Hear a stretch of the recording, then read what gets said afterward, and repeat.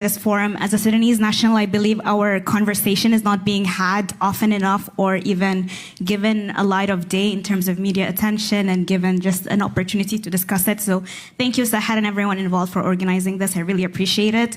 My name is Sarah. I'm an Sudanese national, born and raised in Qatar, currently at the Harvard Graduate School of Education, pursuing my master's in education and entrepreneurship.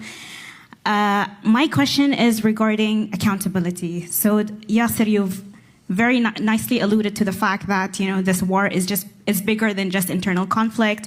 Nathaniel, you've discussed in great detail the depth of what is happening on the ground in Sudan, but I feel like there's not enough conversation happening about the external factors and the external players at play that are kind of allowing this to proceed, the international community's complacency, the external actors that are very much involved but are not being part of the discussion, and instead we have a rhetoric or a narrative of this is just another African genocide, Africans like to kill each other. So this has kind of contributed to the international complacency regarding what's happening in Sudan. So how much do you feel a reframing of this narrative will help us reach a peace solution, and why are we not doing that as a community? Thank you very much. Oh, do you want to take that one? Yeah. Sarah, you nailed it. I hate when people talk about Sudan and say forgotten conflict. Mm-hmm. No, it is a intentionally, willfully ignored one. Yes. Let me put it in one sentence. The people who are dying right now in places like North Darfur and elsewhere in Sudan are dying because the United States, Europe, and other allies have made a choice that our diplomatic, economic, and security relations with the United Arab Emirates matters more than their lives. And then, to quote Frederick Douglass, as I do all the time, about his famous quote on the abolition of American slavery, power concedes nothing without demand. There's been no demand here from the American people.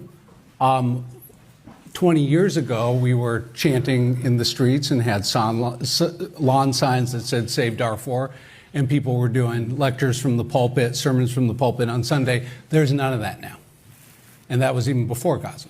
And so the point is that we have no political demand, combined with the fact that we have made a decision. And I know I've been in the rooms. We briefed Security Council 7 times now. I've been to London with the British government, France. I've been doing the shuttle diplomacy.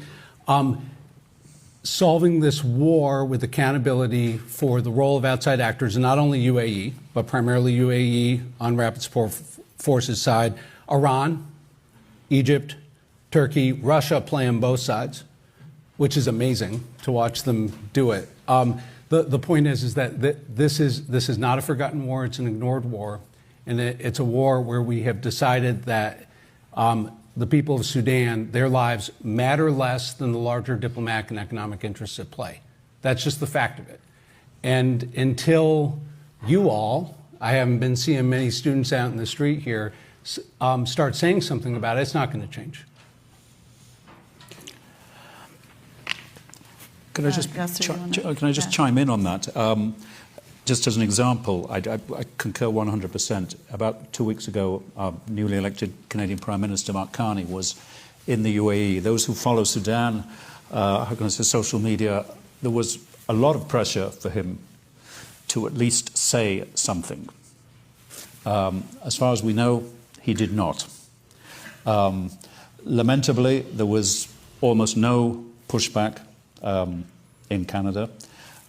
Instead, he was feted because he brought back a $70 billion investment announcement. And I think probably most of the countries of the European Union are in that position.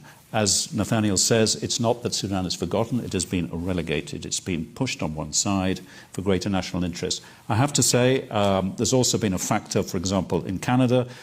Huge preoccupation right now is the relationship with the United States. We feel we have to diversify, we have to get away from that at any cost, and that's the discourse in Canada is the US is no longer a trusted partner. We have to diversify. The UAE is not great, but we have to diversify. We will deal with whoever we have to. It's lamentable, but that's the reality.